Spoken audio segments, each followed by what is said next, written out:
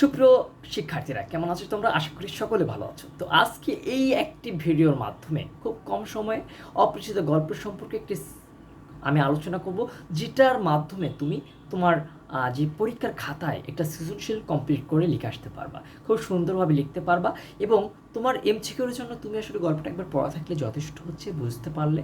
আর আমি এখন যেটা বলবো, এটা সৃজনশীলের জন্য। সৃজনশীল সব কিছু তো লাগে না, কিন্তু গল্পটা জানা থাকা লাগে এবং এটাকে ধরতে হয়। গল্পে যখন উদ্দীপক দেওয়া থাকে, যখন পরীক্ষার প্রশ্নে, তখন সেই উদ্দীপকটাকে ধরে যদি তুমি বুঝতে পারো, তাহলে সেটাই আলাপ। তো চলো শুরু করি। অপরিচিতা গল্প। অপরিচিতা গল্পটি প্রথমে লিখেছেন কে সেটা আগে জানি। রবীন্দ্রনাথ ঠাকুর এটা লিখেছেন, বিশ্বকবি রবীন্দ্রনাথ ঠাকুর। তো অপরিচিত গল্পের মাধ্যমে আসলে কি তুলে ধরা হয়েছে? অপরিচিত গল্পের মাধ্যমে আমাদের রবীন্দ্রনাথ ঠাকুর তুলে ধরেছেন সমাজে যে যৌতুক প্রথা গেড়ে বসেছে সেটার কথা। অর্থাৎ যৌতুক প্রথা কিভাবে আমাদের সমাজকে আসলে একটা সুন্দর যে জীবনযাপন সেটাতেও বাধা বিঘ্নতা সৃষ্টি করছে, সেটা তুলে ধরা হয়েছে। তো এই গল্পে একজন পড়ালেখা শেষ করা, মূলত বলা যায় 19 শতকের দ্বিতীয় দশকের একজন ব্যক্তি হচ্ছে অনুপম। তো সে অনুপম পড়ালেখা সম্পূর্ণ শেষ করেছেন, কিন্তু তারপরও সে ব্যক্তিত্ববোধহীন। অর্থাৎ তার নিজস্ব কোনো চিন্তাভাবনা সে প্রতিফলিত করতে পারে না। অর্থাৎ অনুপম পুরোপুরি নির্ভরশীল তার মামা এবং মায়ের উপরে। সো এই গল্পে অনুপমের মামা হচ্ছে ভিলেন চরিত্র বলতে পারো। অনুপমের মামা তাদের পরিবারটাকে একেবারে নিজের কাছে নিজের মতো করে নিয়েছে, অনুপমের পরিবারটাকে। যখন অনুপমের বাবা ওকালতি করতেন, তখন অনুপমের বাবা মারা যাওয়ার পরে তার টাকা পয়সা সব কিছু রেখে যান এবং সেগুলো থেকে এখন তারা বড় বলা চলে। তার মা ছিল গরিব এককালে। অনুপমের মা ছিল একসময় গরিব। তো অনুপমের মামা এসে এখন সংসারটাকে নিজের কাছে নিজের মতো করে পরিচালনা করছে। তো এখানে অনুপম আসলে নিজস্ব কোনো কথা মতামত পোষণ করতে পারে না। এখানে তার মায়ের কোলে, সেজন্য কোল সংলগ্ন একটা শিশু, এটাও তুলে ধরা হয়েছে গল্পের আলোকে। সো দেখো, অনুপম এই গল্পটিতে আসলে অনুপমের যে জবানি, উত্তম জবানিতে লেখা অনুপমের কথা দ্বারা এই গল্পটা লেখা হয়েছে। অনুপম তখন 27 বছর বয়স, তখন এই গল্পটা লিখেছে, এটুকু তোমাদের জানা থাকা দরকার। আর যখন এই বিয়ের কথাটা হয়েছিল, তখন তার বয়স ছিল কিন্তু 23। এটা তোমার মাথায় রাখতে হবে, ঠিক আছে? তো অনুপমের গল্পে আসলে অনুপমের মামা এভাবে সব কিছু করে নিয়েছে। কিন্তু অনুপম এর যখন বিয়ে ঠিক করা হলো, অনুপমের বন্ধু একসময় ঘুরতে আসলো অনুপমের বাসায়। তো অনুপমের বন্ধুর নাম ছিল ঠিক মনে পড়ছে না। তো অনুপমের বন্ধু ঘুরতে আসে, ঘুরতে এসে তখন অনুপমের সাথে তাদের কথা হয়, অনুপমের বাসার সাথে সবার সাথে কথা। অনুপমের বন্ধুর নাম হরিশ, সে কানপুরে কাজ করে। তো যখন কথা হয়, তখন অনুপমের মামার সাথে সে বসে আলোচনা করে যে একটি মেয়ে আছে যার সাথে কিন্তু অনুপমের সাথে বিয়ে দেওয়া যায়।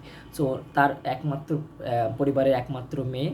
সুতরাং অনুপমের মামাও খুশি হয় এবং অনুপমে বিয়ে ঠিকঠাক হয়, সব কিছু হয়। তারপরে যখন বিয়ের দিন যায়, তখন তার আগে থেকে তারা ঠিক করে রেখেছিল যে এত পরিমাণ সোনা দিতে হবে। তো সেই সোনাগুলো পরীক্ষা করার জন্য অনুপমের মামা আসলে কোথাও হারেননি কখনো। তো সে কারণে অনুপমের মামা একজন শ্যাকরাকে সঙ্গে নিয়ে যান এবং যখন বিয়ের পিঁড়িতে অনুপম বসবে, বিয়ের আগেই সেটা পরীক্ষা করে দেখতে চান। তখন অনুপমের যে শ্বশুর হতে যাচ্ছিলেন, হয়নি, শম্ভুনাথ সেন। সো শম্ভুনাথ সেন হচ্ছে কল্যাণীর বাবা। কল্যাণী হচ্ছে ওই মেয়েটির নাম যার সাথে অনুপমের বিয়ে ঠিক হচ্ছিল। সো ও শম্ভুনাথ সেন তাকে অনুপমকে জিজ্ঞাসা করে যে তোমার মামা এখন সব সোনা টোনা পরীক্ষা করতে যাচ্ছে, তুমি কি বলো? তখন অনুপম বলে যে মামা যা বলবে তাই। তার মুখের ইশারা দ্বারা এটাই প্রতীয়মান হয়। সুতরাং তখন শম্ভুনাথ সেনও বোঝা যান যে এটা হচ্ছে ব্যক্তিত্ব রহিত একজন ব্যক্তি, যার সাথে তার মেয়ের বিয়ে দেওয়া যায় না।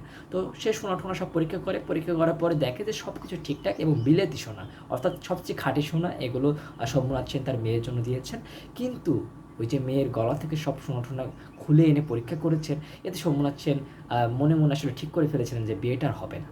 তো তারপরে কি করে, যখন অনুপমের সব পরীক্ষা করার পরে সব কিছু দেখে ঠিকঠাক, তখন সোমনাথ সেন বলে তা আপনারা এখন খেয়ে নেন।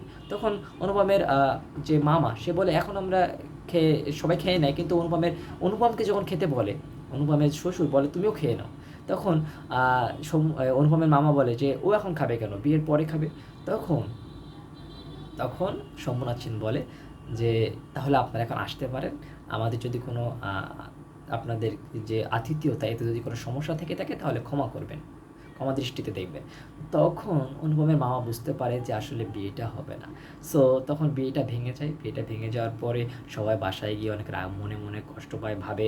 অনুপমের মামা বলে যে মামলা দিবে, বিয়ে যে চুক্তিপত্র ছিল তা অনুযায়ী সে বিয়ে হয়নি এজন্য।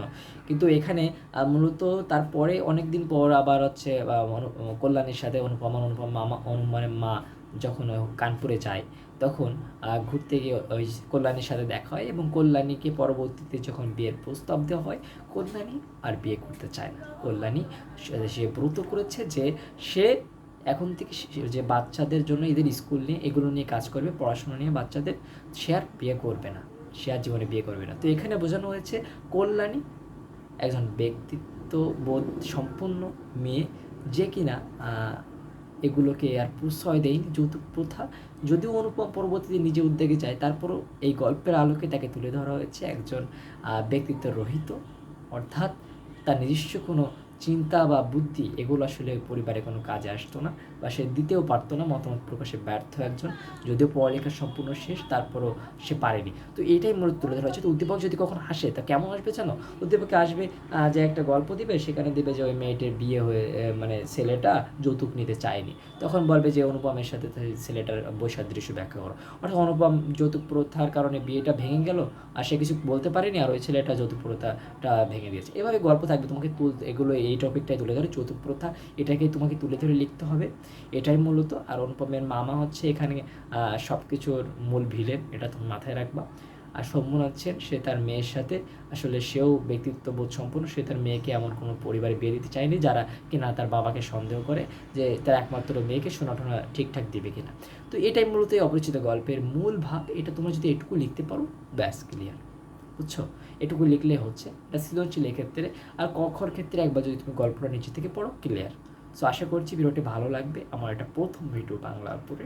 সো ভালো লাগলে লাইক করে এবং কমেন্ট করে তোমার মতামত জানাতে পারো। যদি কোনো ভুল ত্রুটি হয়ে থাকে অবশ্যই তুমি কমেন্ট করে জানাতে পারো, এবং কী কী ভিডিও চাও ভবিষ্যতে অবশ্যই কমেন্ট করে জানাবা। ধন্যবাদ সকলকে। ভিডিওটি ভালো লাগলে লাইক করো, চ্যানেলটা সাবস্ক্রাইব করে রাখতে পারো পরবর্তী ভিডিও নোটিফিকেশন সবার আগে পাওয়ার জন্য। ধন্যবাদ সকলকে, আল্লাহ হাফেজ।